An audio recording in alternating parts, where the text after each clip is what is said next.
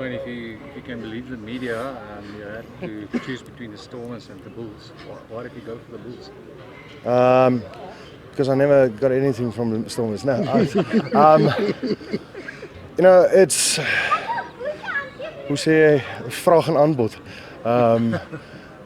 No, it is the Bulls were the first franchise to reach out, and they gave me. I thought this is the right thing to do. After I had my thing about, or Thelo Wakefield had his thing about the Stormers, and not they won't get experienced guys back. They want to build with the younger guys. You accept that and you move on. I just like I said, if you get an opportunity, you need to take it. And this was the opportunity that came my way, and I just found myself in Pretoria. Wil jy dit nie net in Afrikaans sê en dan sommer ook net jou eie persoonlike verwagtinge vorentoe hierdie wedstryd? Ja, die ding nou tussen Stormers en Bulle. Ja, man, ek dink vir my is net die Bulle is eerste ouens wat uitgereik het na ou toe met 'n goeie offer. En soos ek nou gesê het, dit gaan maar seker maar 'n bietjie vraag en aanbod, ek weet nie. Ek het gedink dis dalk 'n plek waar ek dalk bietjie iets kan bydra tot rugby. Dis 'n jong groep spelers. En ook laas jaar toe daar sprake was dat ek sou terugkom, het Thelo Wakefield hulle gesê by die WP of by die Stormers, hulle gesê hulle wil graag bou met hulle jonger groep spelers. En jy weet, ou gaan nie beklei op so iets nie. Ou gaan jy aanvaar dit en jy gaan aan en jy gaan na 'n plek toe waar ouens jou dalk nodig het. En ek dink dit is die Bulle het op ou se pad gekom, en dis 'n geleentheid dat ou kan aanvat en van daar af bou. So ek sien nogals baie uit. Jou persoonlike verwagtinge en jou verantwoordelikhede wat jy vir jouself hier stel? Begin goed en ek moenie seer kry nie. Daar's 'n lang kompetisie wat voor ons wag. En jy weet, vir my ding is net ek wil kan bydra tot 'n span, en weet dis my grootste ding. As ek ietsie van myself kan los hierso, dan sal ek voel ek het iets bereik. So ek dink dis maar die minste wat ek kan sê. Brenden, just your thoughts on the fact that the Stormers have got the Thor jersey. Yeah, I've got a hammering on Twitter about that. So, it's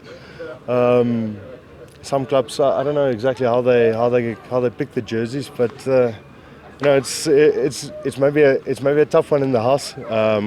My two boys are still going on about Thor, but I told them I'll buy them a Captain America jersey. So it's luckily they got Captain America shields in for Christmas, so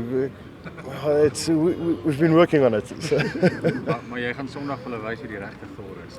Ja, kom ons kyk maar. Ek dink dis 'n nice reeks of jy weet 'n ding wat ons wat al die franchises doen, en ek dink dit bring bietjie meer excitement tot die game. Ek dink Super Rugby het in SA 'n bietjie dip gevat en bietjie droog geloop, en jy weet, ek dink dis 'n ding om die mense weer bietjie meer excited te kry oor die rugby, en weet oor alles wat kom hierdie jaar. Dis 'n groot jaar vir SA Rugby, en hopelik aan almal hulle kant te bring. Have you played at Cape Town Stadium before? I have, yes. Okay. So it's not something new? No, I've played a warm-up game versus Boland some years ago. Does it differ from Newlands in the A little bit, a bit more humid, and with that comes a bit of a slippiness to the grass, so it's moist, and it's a nice pitch, good field to play on. Duane, a massive incentive for it being a World Cup year, not just for you, but for this whole team. You guys have got to put your names down there. Yeah, there's a big bunch of guys that has played with the Boks, and there's also opportunity for new guys. The first camp I think is sometime in March, so you got to show from the start, but also it's not by playing a different brand. It's playing your style, the things that makes you the player you are, and hopefully you get selected. So it's a big year, but I think everyone just needs to play their game, and hope for the best. Then how important does it become? I mean, you got guys like Trevor, Skalk, yourself, Archeon gets back Lord. It's almost like the spine of that box side. How important would that be for you guys to actually do well in Super Rugby and actually gel for the national team? Yeah. I think that's a pretty big thing. It's the same thing with the Stormers pack. You know, they've got a big bunch of guys that's also in that box setup, or was. In that box setup at last year and the previous year. So if you can build on that core group of guys in, let's say, the Bulls or the Stormers, we can be a force to be reckoned with when slotting in together and when things work for us. If your lineouts work here, lineouts work, your mauls work, your scrumming work. When you get together as a few or as franchises with the box squad, I think that makes it so much easier. Everyone has picked up one or two things that they think that really works, and you can pass that message on, and everyone can pull together into one direction. So I think it is a major thing, and let's see how we go from game one. Duane, are you expecting a warm welcome from the Stormers? Yeah, very much.